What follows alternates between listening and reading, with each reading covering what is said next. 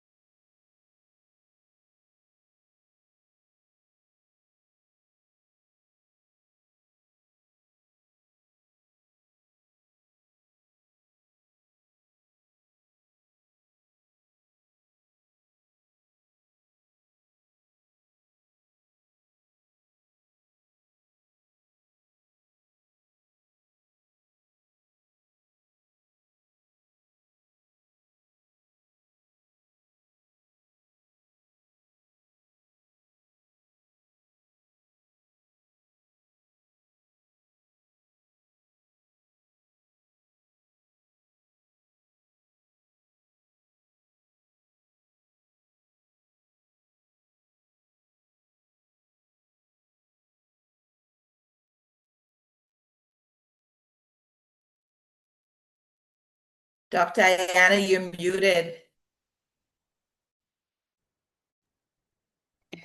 I am so sorry. Thank you. You are muted. Am I muted now? Can you hear me? No worries. Can you hear me? I Can you? can hear you loud and clear. Okay. Yes, ma'am. Was I muted the entire time? Because Yes, ma'am. oh, okay. Well, let's rewind the tape because I want to give you guys some statistics as to what's happening. First of all, let me just reintroduce the Neuro-Wellness Collaborative. We are here today, a group of us international doctors of physical therapy, and I am Dr. Yana Miller, also known as Dr. DP, your doctor of disability prevention. I am joined by my colleagues, Dr. Kitty Adderley of Handling Your Health, Wellness, and Rehab, and Dr. Wayo Salam is with the Salam Academy for neuromuscular deformities. We're talking about diabetes today, and we're hoping to walk you through prevention of complications and helping you to improve your quality of life if you happen to be living with diabetes. And so the reason why this is important, although, I think sometimes we become tone deaf where diabetes is concerned. The reason why this is important is because there are staggering statistics. Diabetes affects really almost all of us, and it has major implications where it can really ruin your life if you're not careful. Globally, there are around 600 million people who are living with diabetes, and that number is projected to climb to about 900 million people by the year 2050. And almost half of those folks have never been diagnosed. They don't even know that they're living with diabetes. Here in the United States, where I am, we have approximately 12% of the population, or around 40 million people. That's a ton of people who are living with diabetes, and about 9 million of them, again, don't know that they have it. And so, according to the CDC, there are also dire warnings for our adolescents, for our young people, our children, because approximately a third of our young people, 1 out of 3 US adolescents, are pre-diabetic according to their lab values. And this has major implications on their longevity, because each year earlier that a person is diagnosed with diabetes, it literally equates to 3 to 4 years less longevity. You can whisk away 3 to 4 years of life off the back end of your life for each decade earlier that you are diagnosed with diabetes. So really, what does this mean? What are the nuts and bolts of what I'm actually telling you? Well, we are on our way to being sick. Some of us will be disabled. Some of us will become dependent. Some of us will die early because of this major pathology. Again, nearly half of the people who are living with diabetes don't even know that they have it. So how can they manage it properly if they don't even know that they have it? And again, 1 out of 3, that means every 3 children you see, one of them is pre-diabetic. Okay, so that means that they're next up for long-term disability, next up for years of illness, and maybe even early death. Sad to say, I hate to put it that way, but it's the truth. And it's because of the potential that this pathology has on quality of life, the pathology that goes along with living with diabetes. So where does all of this begin? Well, firstly, let me debunk a myth. Right now, there is a trend on social media where folks are saying that diabetes comes as a result of parasites. No, that is not true. There's basically internal inflammation that sets in primarily from our intake. And so when we're consuming copious amounts of ultra processed foods, when we're eating high fatty foods, when we have a lot of fat that is constricting and choking off our internal organs, when we live with a lot of social and psychological stress, when we don't get good sleep. At times, I'm very guilty of that myself. When we live an inactive lifestyle, when we have disruptions in our metabolic hormonal patterns, when we have disruptions in our gastrointestinal microbiome, all of these factors set the stage for diabetes to to occur. All of these factors allow inflammation to set in so that we're more at risk for diabetes. And so this internal inflammation that sets in, it's like, I like to use the analogy of burning embers. You're going to cook something on the charcoal grill. You light the coals, and initially you don't see them burning. You don't know necessarily that they're hot, but they begin to smolder. And after a while, you see smoke. That's the beginning. Those are first symptoms that you're dealing with diabetes. You didn't necessarily know that the inflammation had set in.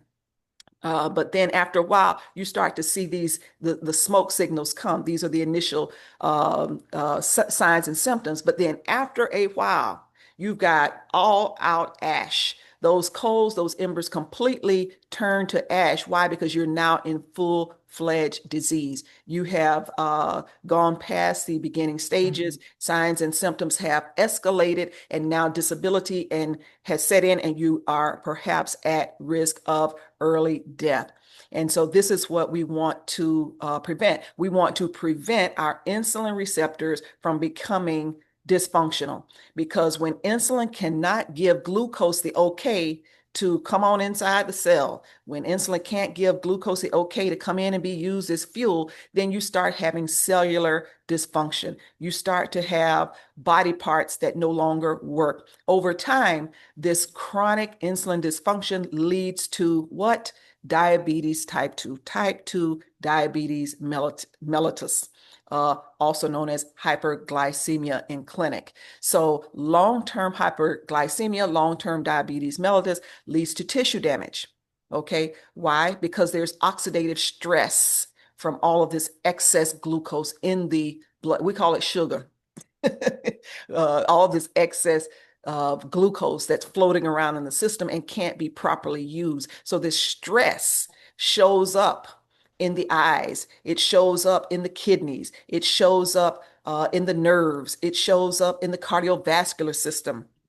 Okay. And all of these illnesses increase our risk of depression. And quite honestly, depression also increases the risk of diabetes. So, it's bidirectional. All right.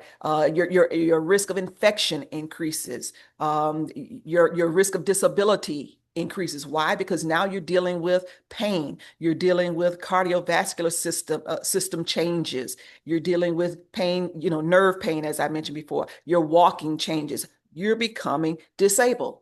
So the question is, hey, where do we intervene? What role does physical therapy have to play in all of this?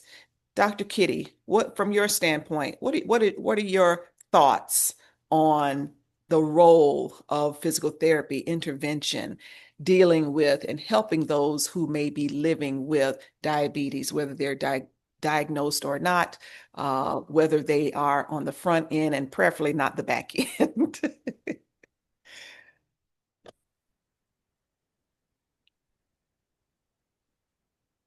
So that's a very good question. And I can see sometimes people look at me quizzically when I say diabetes function wellness is one of my areas of specialty. And they're like, what do you do for diabetes? Well, diabetes is a presenting condition in somebody. The body is what I do. And as physiotherapists, when we have people walk into our clinic, the minute you walk into our door, we're observing. We're looking for the way you walk, the way you stand, the way you hold your body. And as you mentioned, Dr. Ayana, very early, or well, not very early, but we can see changes in the way somebody walks, the way they Oh, yeah. stand. We can see I have an audio problem.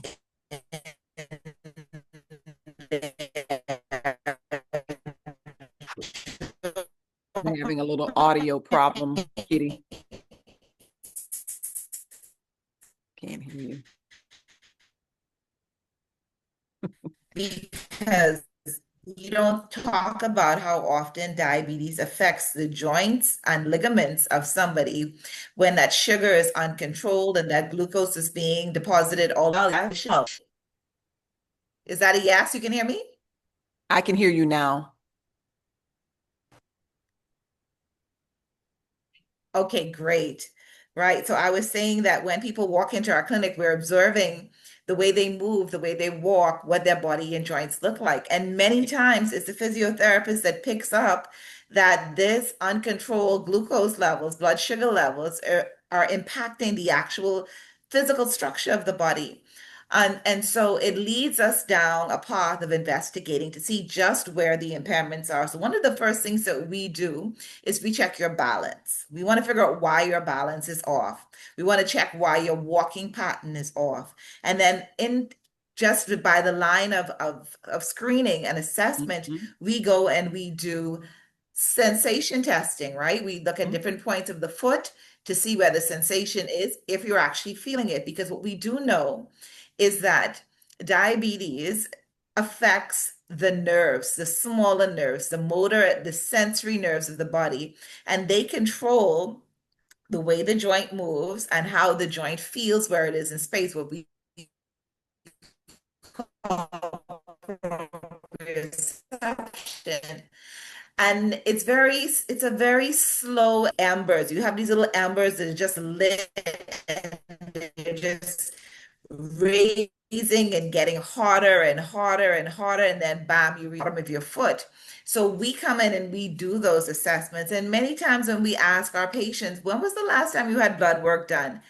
Some of them haven't had it done in years. And then Right. you ask them if they've had it done, what is your HbA1c? Do you know what that number is? And they're like, what is an HbA1c? Because many times the labs aren't easy. As you do your physicals, everybody should have had their physicals by for 2025. This is November. You have like 1 month left, a month and a half left to get your physicals done. Do your physical ordered. You ask for your HbA1c because that's the number that tells us how your body is dealing with the glucose in the blood for the last 3 months. So it gives us a very good idea of what's happening with the blood glucose levels. And then we can start to make deductions about how it may be impacting your body. So I talked very much about the physical aspect of it or the walking and mobility aspect of it, but it can also affect your eyes, it can affect your kidneys, it can affect your sexual function because, again, the smaller nerves, the smaller blood vessels are impacted by this extra glucose floating in the body that's not being metabolized properly. So, these are some of the ways that the physical therapist steps in. We come in, we assess, and then once we find where those impairments are, we're going to do whatever we can to help you functionally regain your proprioception, regain your range of motion, Mm. take down the pain, because sometimes there can be a lot of pain in those joints and muscles when they stop moving. Oh, But some yeah. of us have extra training. Like Dr. Diana and myself are diabetes educators, so we can sit down and we can talk to you from the table to the floor, right? What are you consuming? What should your plate look like? Dr. Diana mentioned rest. You need to be sleeping properly. We can't avoid stress, but we can change the way we interact with it and the way we allow it to affect us because we know constant bombardment to bad stress, negative stress can also cause our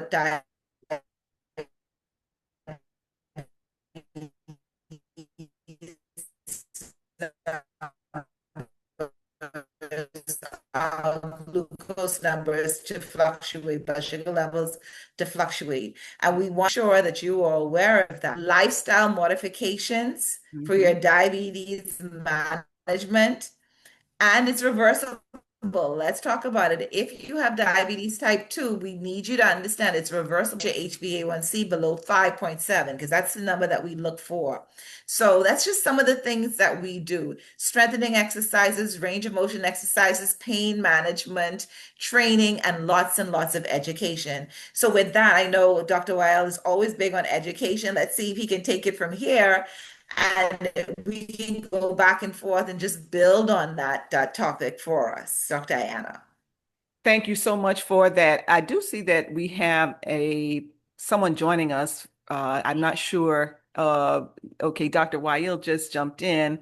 Dr. Wael, your mic is muted right now, but if you would like to add something in terms of a perspective on this whole issue of diabetes and how it affects physical function, how it affects the anatomy, it would be so great. I know that, I was really impressed by what Dr. Kitty said. And let me just say this.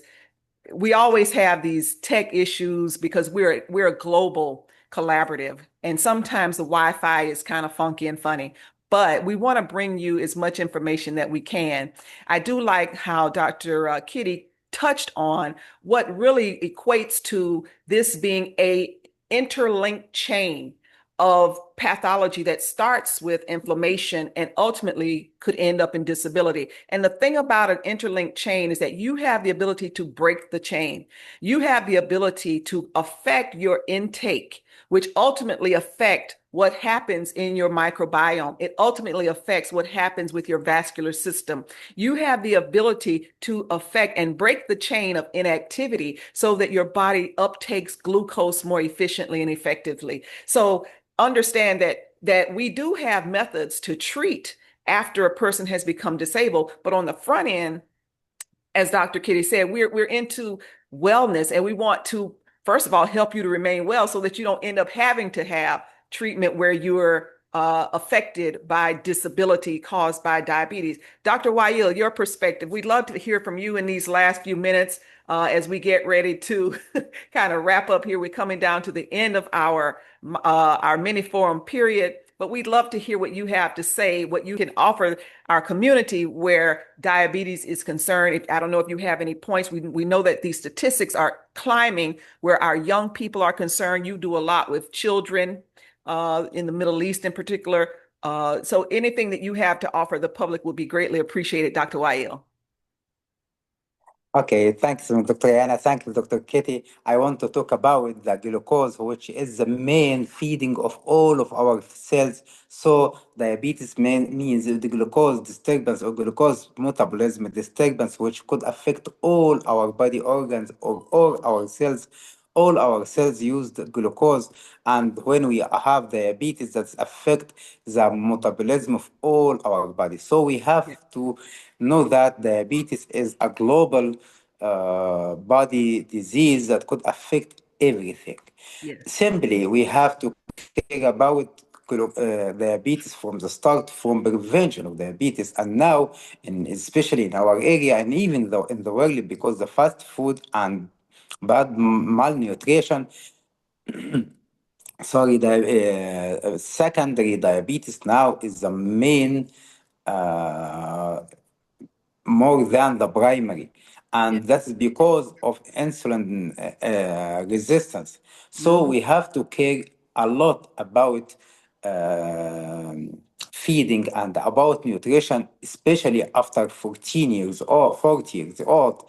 It's especially to care about that and also for young children about that. It's a serious, we have to know about that. If we are talking about what could diabetes affects everything, and especially it affects the vascular system, which could cause to ulcers and could cause even amputation. I have worked before with hyperbaric oxygen unit. Hyperbaric, especially this tissue, could for increasing the liability of healing, we use the hyperbaric oxygen therapy to increase the blood feeding or the oxygen feeding of the brain of these cells because of lack of blood supply. So I think diabetes is an easy disease and it's a difficult disease. It's an easy disease if our behavior for movement, medication, and feeding, and especially feeding, it could change everything. And you have to know also, when I know that I have diabetes, everything will calm down because of the psychological stress. Yes. So I think we have to go forward in diabetes from the start, and any complication from diabetes, we have to go forward also for prevention and treatment. Absolutely. Dr. Wael, you could not have said this any better. Yeah, this is why I love these people because you guys are the brainiacs of healthcare. What you said, what Dr. Kitty said, so very,